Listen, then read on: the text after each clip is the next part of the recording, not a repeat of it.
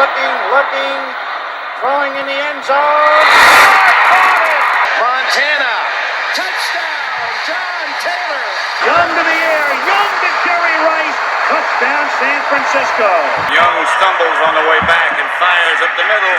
Pass is caught by Owens.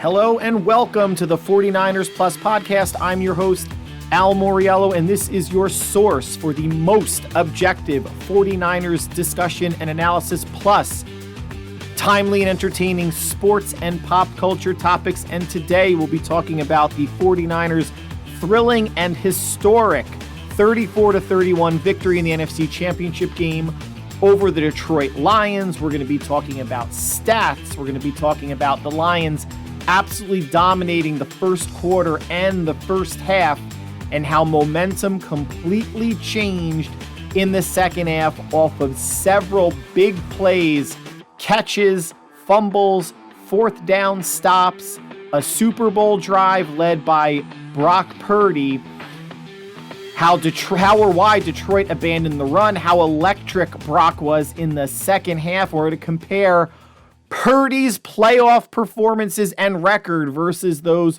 quote-unquote physically talented quarterbacks that everyone in the media is drooling over no matter how poorly they perform at times. There will be no plus section this week because this is a championship game recap reaction show. Therefore, let's talk Niners. So with the win, San Francisco is tied with itself for the largest NFC Championship game comeback, 17 points down, with the 2012 49ers, who did it on the road at Atlanta en route to the Super Bowl against the Ravens. And one other housekeeping note, that victory was the 38th playoff victory for the 49ers, which is now the most in NFL history. Let's get some stats out of the way. Brock Purdy, after a shaky, to say the least, first half, finished 20 of 31. That's 65% completion percentage, 267 yards, one touchdown, one interception. Goff for the Lions threw for 273 and one score. Running the ball, McCaffrey 20 for 90 and two touchdowns. Purdy 5 for 48. As a team, Niners got over 33 rushes for 155 yards and 3 touchdowns. For the Lions, David Montgomery, 15 for 93 and a score. Jahmyr Gibbs, 12 for 45 and a score. Jamison Williams, wide receiver, took a sweep and end around once for 42 yards and a touchdown. As a team, 29 rushes for 182 yards and 3 scores. Receiving, Debo, 8 for 89. Ayuk, 3 for 68 and a touchdown. McCaffrey, 4 for 42. For Detroit, rookie tight end sensation Sam Laporta, 9 for 97. Amon-Ra St. Brown, 7 for 87. Jamison Williams, 2 for 25 and a touchdown. Overall stats, the Lions outgained the Niners overall by 29 yards, had 5 more first downs, but incredibly enough, the way that game was unfolding, especially in the first half, the Niners had a 4.5-minute advantage of time of possession. All right, stats, records, all that stuff out of the way. Let's talk about the game, and I'm assuming you were watching and assuming you saw utter domination by the Detroit Lions in the first half, right? Lions got the ball, went right down the field for a touchdown, 4 plays, 75 yards, stopped the Niners on the Niners' first possession, got the ball again, went right down the field, 11 plays, 62 yards. These first 2 drives, 15 plays in total, 9 runs, 6 passes. That is the Detroit Lions offense, and that is why that balance, or that proportion, is why they jumped out to a tremendous lead in the first half. And the difference between this game and last game, the divisional round against the Packers, was when the Packers got the ball, those first 2 drives, they actually got into the red zone both drives. Niners held in the field goals. Lions' first touchdown wasn't in the red zone. It was a 42-yard end around to Jamison Williams. Second drive was. Either way, they did not hold the Lions to field goals. It was not a 6-0 game by Detroit. They gave up 2 touchdowns. It was 14-0 before the 49ers got on the board Their second drive was a touchdown from Christian McCaffrey to pull it to 14-7. Then they forced a Detroit punt, looking to tie the game, but Purdy's arm and hand got hit, got intercepted by one of the linebackers, and Detroit cashed in eventually with a Jamar Gibbs touchdown run, 21-7 Lions. The next drive for Detroit, San Francisco holds them inside the 10, inside the 5 actually. It was about the 2-yard line. Dan Campbell was looking to maybe go for it with really no time left on the clock to end the half. Instead, they kicked the field goal, which was the smart move, to make it 24-7, a 3-score lead at the half. The Lions had their way with the 49ers defense in the first half. And the defense, I've said it, previous podcast, the pass rush, the defense overall is living on reputation. This is the complete reason. If you are not a diehard fan, I don't want to say that. There are diehard fans that aren't able to watch every game if you don't live in the San Francisco Bay Area. But if you watch every game and you're just not a moron talking media head that watches some games, sees highlights, gets their opinion from other talking heads, you'll realize or you'll know that this defense has been living on reputation. This defense is not as dominant as it's been in previous years. The pass rush is not as dominant as it's been in previous years. And even the rush defense, although going into this game, where at the end of the regular season was a top 5 unit, since week 12, they've been performing like a bottom 3rd unit. Yards per carry, bottom 3rd. EPA, expected yards per play over average, bottom 3rd. And they have more pass rushers on the field. Their down linemen, Bosa, Armstead, Hargrave, and Chase Young, those aren't really run stoppers, except for maybe Nick Bosa can hold an edge, but he's really a pin your ears back pass rusher. Hargrave, good interior quarterback pressures. Armstead, same, coming off of a knee and foot injury, which he's probably not 100%, but close to it. And we'll see 2 more weeks of rest in the Super Bowl, how he'll be there. But this front 4 has got shredded against the Lions in some, got shredded against the Packers in the first half, and was not good the last month and a half, 2 months of the season. And the yardage, the total yards and the rushing yards prove that out. In the first half, Detroit put up 280 total yards on San Francisco. The Niners mustered 131. Rushing yards for Detroit accounted for more than half of their total yardage output. 148 rushes on 21 carries in the first half. That is 7 yards per rush. That's unacceptable for any defense. It's unacceptable for a 49er defense who historically has been good against the run. It's unacceptable for a playoff defense and unacceptable in an NFC championship game when you're at home. Now, people make too big a deal of halftime adjustments. You only have, 12 or 14 minutes. Heard after the game that some players spoke. Nick Bosa was one of them. I'm sure Kyle Shanahan had something to say. I'm not sure if defensive coordinator Steve Wilks had something to say. Other than at the end of the game, he said at halftime, we had no doubt we were going to win that game because we played our worst half of football. And listen, you got to give Detroit credit. No matter how bad Steve Wilks or Shanahan or the 49er players thought they played, the Lions were putting them in position to play that poorly a lot of the game. You saw runs where both D tackles were getting double teamed, opening up huge holes for Montgomery and Gibbs. Bad effort on pursuit, bad angles. The Niners, again, could not handle that sweep outside where either Young or Bosa was getting cracked back or sealed by a tight end or wide receiver, and the linebackers and secondary were slow getting there. And, of course, Jahmyr Gibbs is all sorts of fast and slippery and agile.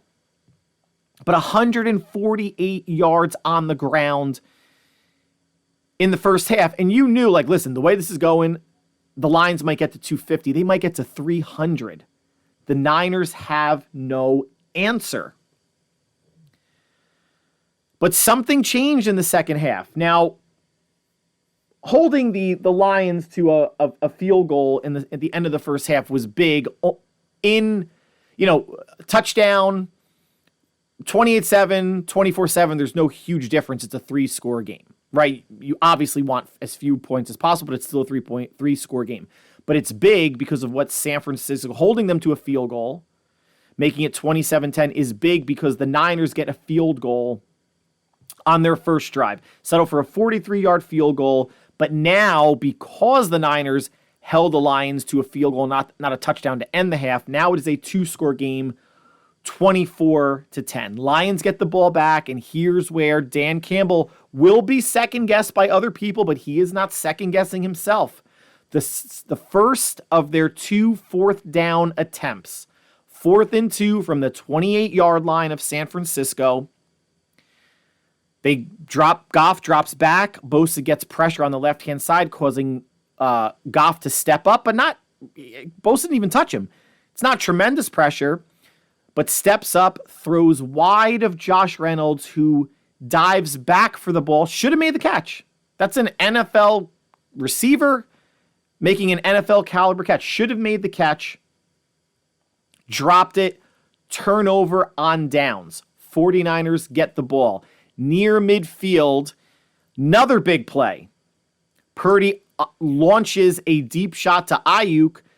The coverage gets behind Ayuk, so it's not, Ayuk wasn't necessarily open.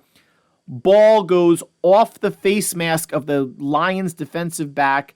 Ayuk makes a stumbling, diving catch down to the Lions' 4-yard line, 51-yard conversion,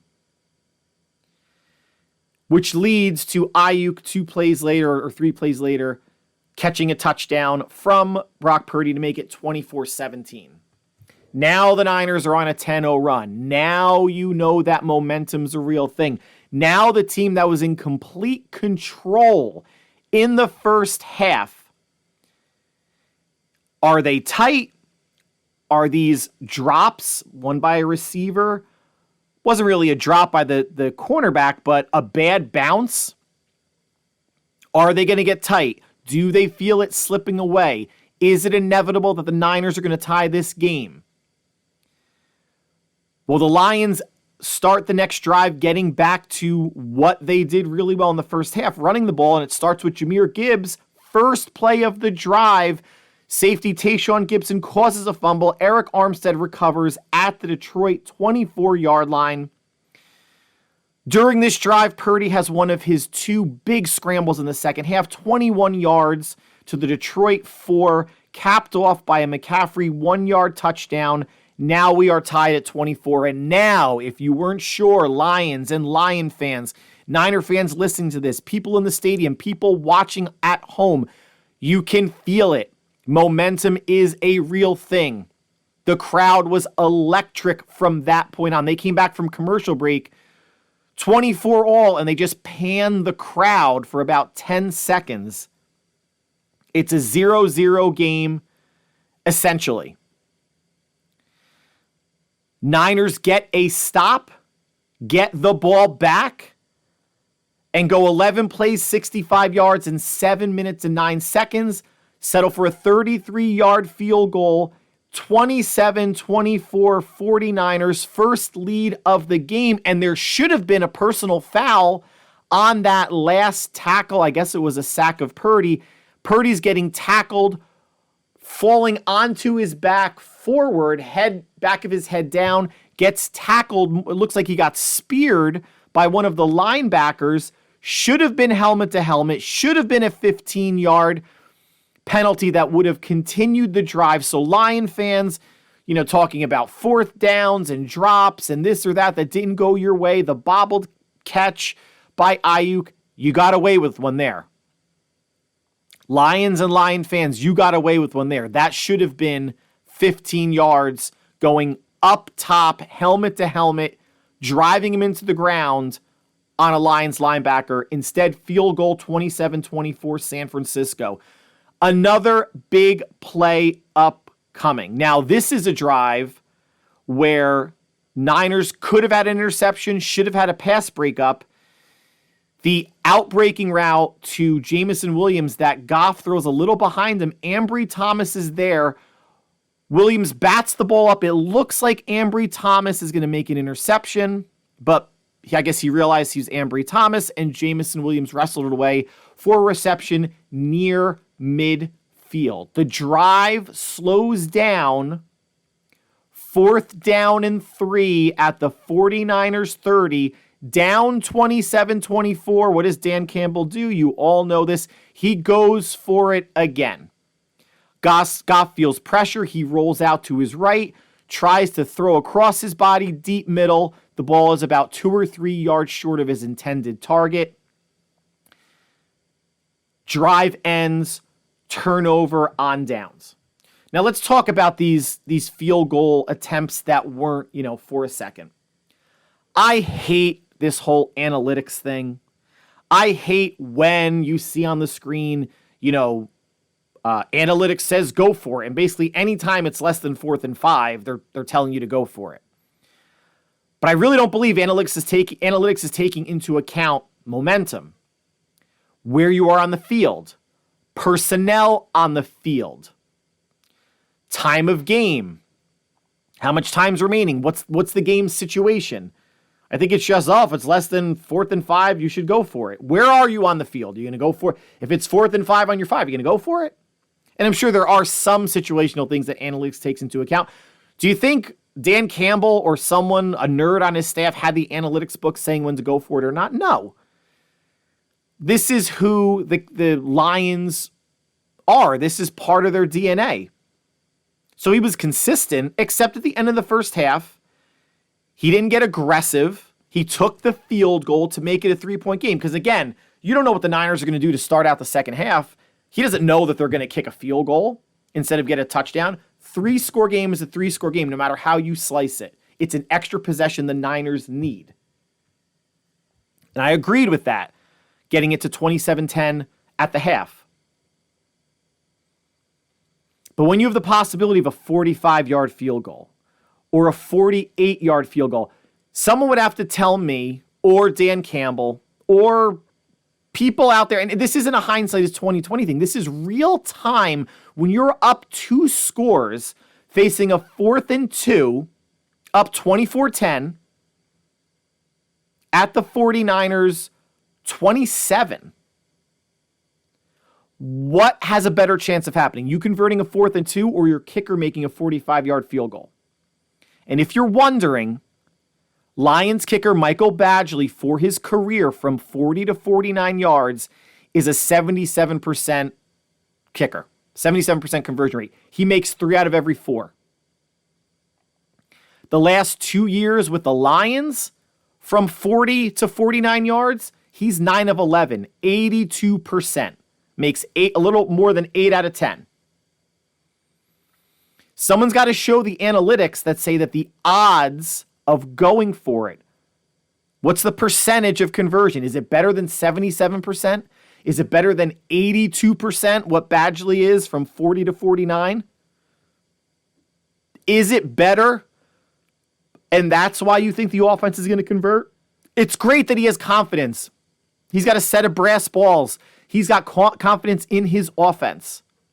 And yes, the first one was a drop to Josh Reynolds. Should have been caught. Difficult catch, but should have been caught. Second one, Goff didn't have a chance.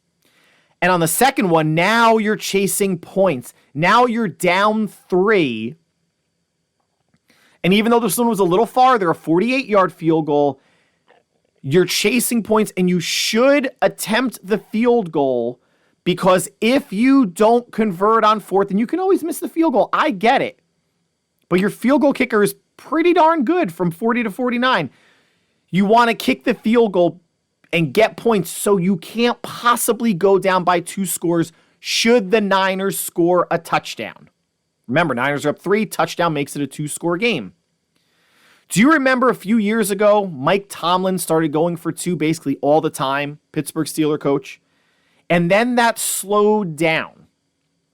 And again, I don't know if it's an analytics thing, who was telling him to do it, and they had a pretty decent conversion rate. Now, this was when Roethlisberger was there, and Antonio Brown, and the running back, who I'm blanking on his name, that went to the Jets, Le'Veon Bell, did it for maybe half the season-ish, and then stopped. There's a reason why he stops, because you don't want to chase points. Because if you don't get it and you're down 7-6, at some point you may have to go for 2 again. You may be forcing yourself to go for 2 to get the game tied. I'm a big believer, and it's probably because I'm a conservative person by nature, you go for 2 when you have to. I hate when a team is like what the Bucs did last week against the Lions. They're down 14, scored to make it an 8-point game, they go for 2. In sports, I'm going to live by the worst case scenario. What happens if you don't get it? And the Bucs didn't get it. You're up 14, you go for 2, you don't get it. Now you're down 8. Now you have to go for 2 just to tie the game. If you have that 2-point mentality, kick the extra point, get down 7, and if you score a touchdown again, now you're down 1. Now you can decide, what do I want to do? Do I want to kick the extra point for the tie, or do I want to go for 2 and either take the lead and for the win? And this is what Dan Campbell did against the Lions. Remember, against the Cowboys. Remember that game at Dallas where they lost 20-19, and there was that whole drama of, was the tackle called eligible or not? They made a good play on that 2-point conversion. Unfortunately, whoever it was, I forget his name, was not called eligible. So 5-yard penalty. 2-point conversion from the 7. Remember, 20-19 Cowboys, a 2-point conversion from the 7. Campbell was still going for it. Now that's reckless. That's stupid. I don't care how much confidence you have in your team, the size of your brass balls, or how many Blumpkins you can get on demand because you're an alpha male. It's stupid. Now they got bailed out. There was an offsides on that play, so it was a 2-point conversion from the 3.5-yard line, and he still goes for it and doesn't get it instead of tying the game. And that game was so big from a number 2 seed versus number 3 standpoint at the time. It ultimately didn't matter for the Lions, number 2, number 3. They would have been playing on the road should they have met San Francisco. But we're not saying Badgley would have made the field goal. If they had kicked 2 field goals, I'm confident he would have made 1. And that was obviously the difference in the score of the game. Instead, they missed the 4th down, 4th and 3. Purdy gets the ball back, and this is the Super Bowl drive. 7 plays, 70 yards, 4.5 minutes off the clock. Playmakers made plays. McCaffrey, then Debo, then McCaffrey again. Then you have Purdy's 21-yard run to the Lions' 28-yard line. Then McCaffrey again, 25-yard run to the Detroit 3. Capped off by Eli Mitchell, his first carry of the game, punches it in 34-24. Niners, 3:02 left in the game. Now the Lions' final drive, couple issues with this here. One, you heard on the telecast, they ran it on 3rd and goal from, I guess, the 2 or 3, got stopped and had to use a timeout. So you should be passing the ball there. You need to preserve your timeouts so you don't force yourself into an onside kick situation. They ultimately wound up scoring to make it a 3-point game. But they forced themselves into an onside kick, which obviously the 49ers recovered. But to me, why not kick the field goal sooner? Don't even get yourself into a situation where you're thinking about running the ball, or they had the ball at the 12, at the 19, easy, or even before that run, you have your 3 timeouts. Why does a touchdown matter so much? Just get it to 1-score game. They could have kicked the field goal, an easy chip shot field goal for Badgley. 27 yards at the farthest, depending on where they were, what the down and distance was. They could have had more time on the clock, a minute 15, minute and a half, minute 40, and 3 timeouts to kick the ball off to San Francisco and try to get a stop. No matter what you're doing, you're trying to get a stop. Even if David Montgomery scored and they didn't have to use a timeout, they're kicking the ball off to San Francisco and trying to get a stop. It's a 2-score game no matter how you slice it. And the way that Dan Campbell goes for 4th downs consistently, they should have taken the 3 earlier, tried to get a stop, force a punt. And obviously from that point on in the game, if the Lions got the ball back, they're in 4-down territory to go. I understand too, if you get the touchdown, then you don't need to get as far, kick a field goal. I would have guaranteed, I mean, there's no guarantees, but I would have kicked the field goal early, put the pressure on San Francisco to get a first down. They had all 3 of their timeouts. They didn't do it, and worst case scenario was, compounding matters, the Niners rise up on run defense, stop Montgomery, the Lions have to use a timeout. If you want to say bad clock management, bad decisions by Dan Campbell, there were things that could have gone better. He could have played smarter. He could have, at least if you're a Lion fan, Dan Campbell probably slept okay last night. He stayed true to who he was. But there are times when you can deviate who you are when it makes more sense in the game. What the score is, down in distance, kicking a field goal to tie it, buffering yourself from not getting down by 2 scores if the Niners get a touchdown, which they did. Niners settling for a field goal on their final scoring drive would have been nerve-wracking because you're only up 6 and Detroit's going to go for it on every single 4th down. The Niners and Purdy delivered on the ground with McCaffrey, through the air with Purdy, and on the ground with Purdy. Now, second half yards, obviously an inverse of what you saw. 282 for the Niners, 176 for Detroit, and 75 was that final drive where the Niners were just basically playing nothing over the top. Just wanted to kill time. Doesn't mean those 75 yards don't count, but they weren't as in the game flow yards or hotly contested yards as others were. And listen, you want to talk about Campbell's 4th downs, how he handled the end of the game, lucky bounces the Niners got. The Lions got a lucky bounce on that pass to Jamison Williams that Ambry Thomas could have intercepted. Detroit abandoned the run. Dan Campbell didn't get away from who he is philosophically 4th down-wise, but their offense got away from who they are. 21 runs for 148 yards in the first half, 8 runs for 34 yards in the second half. Conversely, San Francisco was down most of the game and still found a way to run the ball 33 times. This is a team that was playing catch-up all game and had 4 more total carries than the Lions, who were playing from ahead, who should have ran the ball down San Francisco's throat in the second half. And of course, those 33 carries includes Purdy's 3 for 49 in the second half. And there's a nice symmetry to that. 49 rushing yards for a 49ers team that he led to the Super Bowl. Moreover than that, Kyle Shanahan did not panic, did not get away from the run. The Lions did not allow a single running back all season to go over 70 rushing yards. McCaffrey went 20 rushes for 90 yards. Stuck with it against the Lions. And let's harken back to the 2019 NFC Championship game versus Green Bay. This situation, when you have a team that can't stop the run, Niners could not stop the run. Sure, there were some halftime adjustments or whatever, but you didn't commit to it enough to see if you could have broken through and just controlled the game on the ground. Whereas in 2019 against the Packers, Jimmy Garoppolo threw only 8 passes because the run game was working so much. They stuck with it to the tune of 42 rushes for 285 yards and 4 touchdowns. Former 49er running back, now Dolphin running back, Raheem Mostert did most of the damage. And people after the game, you got to spin a narrative. Oh, they don't trust Jimmy to throw. How are they going to beat the Chiefs? They didn't beat the Chiefs, but they don't trust Jimmy to throw. You know why you don't throw the ball, assholes? Is when you are dominating a team on the ground like that, you do it until they stop you. And I don't think the Niners really stopped the Lions running the ball. The Lions stopped themselves. All right, yeah, they had a fumble.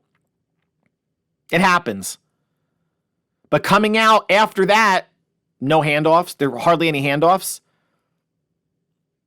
One handoff the last drive, and that was the inside the 5 where Montgomery was stopped. 21 rushes compared to 8. Nearly a third fewer. 2/3 fewer, excuse me, 2/3. Big reason why Detroit lost. Niners were on the ropes. I don't know if Detroit got cute, whatever you want to call it. They did not stay to their running back centric, lean on your big offensive line identity. Yes, they're a number 5 offense and they're explosive. But they did not stick with what was working in the first half. Meanwhile, Brock Purdy was electric. That's the word I'm going to use. Electric in the second half. 2 big-time throws to Kyle Juszczyk. 1 down the middle, off platform. 1 to the left on the left sideline where Purdy escaped the sack, rolled left. Juszczyk made a beautiful catch on the sideline, making sure his feet were in. You had the Purdy throwback to Jennings across his body for a one-handed catch. You had 2 big throws to Ayuk. Yes, 1 went off the face mask, but lucky bounces. Guys, that's football. That's life. Sometimes the ball bounces your way. Sometimes it doesn't. And 2 huge scrambles, 20-plus yard runs.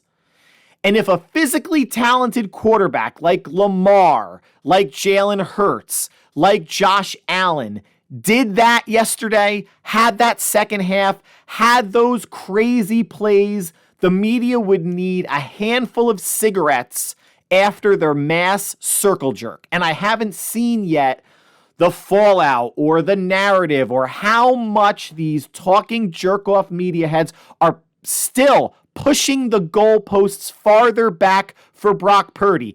Came back, 4th quarter against the Packers, down 4, gotta have it drive, did it with his arms, did it with his legs, would have been perfect if Kittle did not drop a pass. 6 of 7 on that drive. Down 17 at halftime. Yeah, he got a turnover. Sure, he got a turnover, that fumble by Jamar Gibbs. He gave him one. He gave him one when his hand got hit in the first half and the Lions cashed in on it. If one counts, so does the other. Purdy led them to the co-largest comeback in an NFC championship game history. And you heard, I don't know if you heard Fred Warner after the game, someone asked him, what'd you think about Brock Purdy in the second half? And he said something like, what a game manager, right? He really managed the heck out of that game. He was ridiculous. Brock Purdy's the reason why we're here. I love that dude. And let's just put a punctuation on this Purdy nonsense, as I want to compare him to those, I'm using air quotes here, physically talented quarterbacks in the playoffs and playoff record. I don't give a shit about the coaches, the offensive coordinators, who they were playing, who was on the road, supporting cast. If you are that physically goddamn talented, then you should be able to elevate your team when your team needs it. And this first quarterback maybe will start out, have a better playoff record now that Jim Harbaugh is the coach, but Justin Herbert, 0 for 1 in the playoffs. He's done dick. Dak Prescott, and he catches heat. 2-3 in the playoff. 2-5 in the playoffs. Claim to fame, he's made 3 divisional round appearances, lost all of them. Jalen Hurts of the Philadelphia Eagles, 2-3 in the playoffs. 1 NFC championship game. Let's put an asterisk on that since Purdy got hurt. And 1 Super Bowl appearance, loss. Lamar Jackson, going to be the MVP, and per the regular season, probably rightfully so. But again, 24 passing touchdowns, 7 rushing touchdowns. Yes, had about 900 rushing yards and rushing scores. That's great. But the Lamar of playoff choke came out. Lamar 2-4 in the playoffs, 1 AFC championship game appearance, and threw a soul-crushing interception into triple coverage. Yes, he had Zay Flowers fumble at the goal line, which could have tied the game or made it a 3-point game at the time. Fumbles and turnovers happen. You cannot, Lamar Jackson, compound that by throwing a bonehead, terrible interception into triple coverage, which was also probably 3 or 4 yards short of your intended receiver. Josh Allen, big arm, can run, big, strong, fast, 5-5 in the playoffs. So, hey, we finally have a quarterback that's 500 in the playoffs. 1 AFC championship game. in the 5 or 6 years he's been in the league. And lastly, Joe Burrow. And I got nothing against Joe Burrow. And when we talk physically talented quarterbacks, he's there with the arm. We're not talking about the runner or the much bigger bazooka arm, although Burrow's got a strong arm. Burrow is 5-2, 2 AFC championship games, 1 Super Bowl appearance loss. And then there's Brock Purdy. Second year in the league, has not started for 2 full seasons, came in week 12 against Miami. So week 12 through the playoffs, and this year, 4-1 in the playoffs. And yes, Brock Purdy gets the loss against the Eagles last year because he started that game. Did he really lose it? No. But by the book, he's 4-1. 2 NFC championship game appearances, 1 NFC championship game win, and an upcoming Super Bowl appearance. He is in his second year, guys. Is Justin Herbert? No. What, 5 years? Dak Prescott, more than that. Jalen Hurts, 4 or 5 years. Lamar Jackson, 6 years. Josh Allen, 5 years. Joe Burrow, 4 or 5 years. Say 4 years, I think, for Burrow. And Purdy in his second. Did his defense look great in the playoffs? Second half of the Packer game, I guess. Second half of the Lions game for sure, pitching a shutout until that final drive. Time to give Purdy credit. Time to shut up. And I was hearing, I forget who, it was an ESPN radio show where someone was screaming, "Tell me how he's different than Jimmy Garoppolo. Tell me how he's different than Jimmy Garoppolo." He can run the ball. He doesn't turn it over as much as Jimmy. He's more available than Jimmy. He makes smarter decisions than Jimmy. He was in the he's an MVP finalist, 1 of 5. Jimmy never was. He put up an all-time great 49er passing season, passing yards, completion percentage, and QBR. Jimmy never did that. Don't tell me he's Jimmy Garoppolo. Don't tell me he's Jimmy Garoppolo. Meanwhile, Josh Allen can't even be Jim Kelly. And he's more physically gifted. Jim Kelly got to 4 straight Super Bowls. Sucks that they lost all of them. Josh Allen hasn't gotten to 1.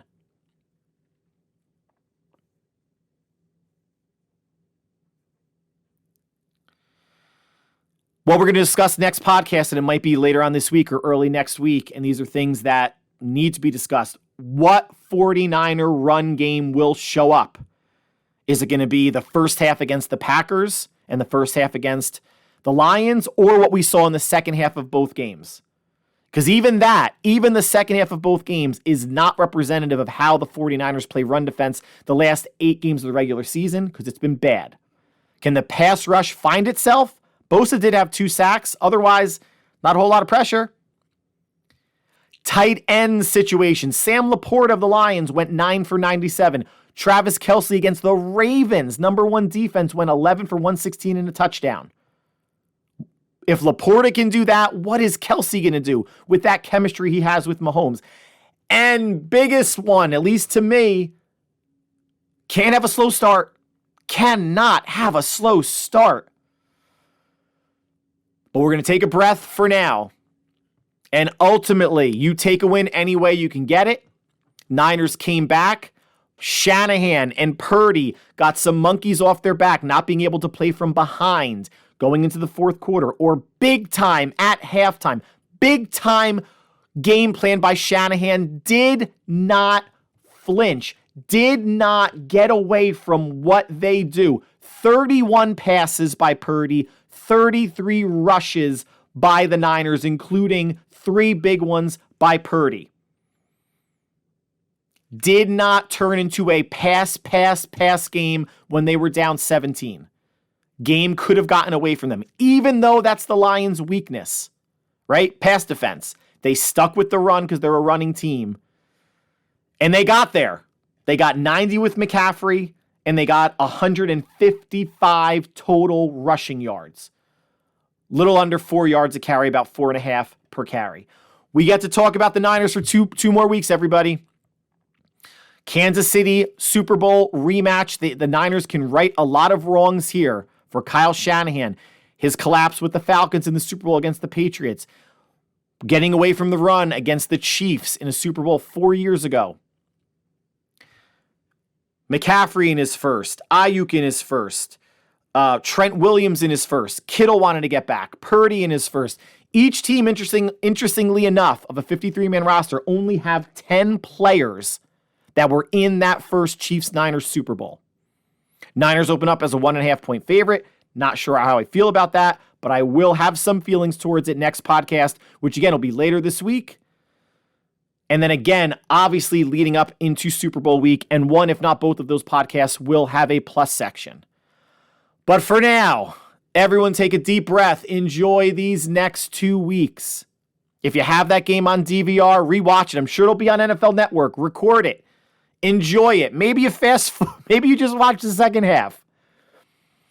But oh boy, it gives us what the Niners did in the second half last week, gives us the privilege of at least me talking about them a couple more times before the Super Bowl, watching them another game. We'd all be watching the Super Bowl anyway, but it means so much more when your either favorite NFL team or in my case, my favorite sports team is in it. And we get to think about it and dissect it every which way to Sunday, 2 Sundays from now in Las Vegas. But until then, Shanahan, thank you for not getting away from the run. Purdy, thank you for not being a game manager, putting that game on your arms and legs. Steve Wilks, thank you for making adjustments. Maybe we make them a little bit quicker next time. Maybe they could be between the first and second quarter. Team dug deep, team rose up, team is moving on. Until we talk next, everyone stay happy, stay healthy, stay safe. Big exhale, big relief, Niners moving on. Super Bowl against the Chiefs. We will talk soon and cover it all. Take care.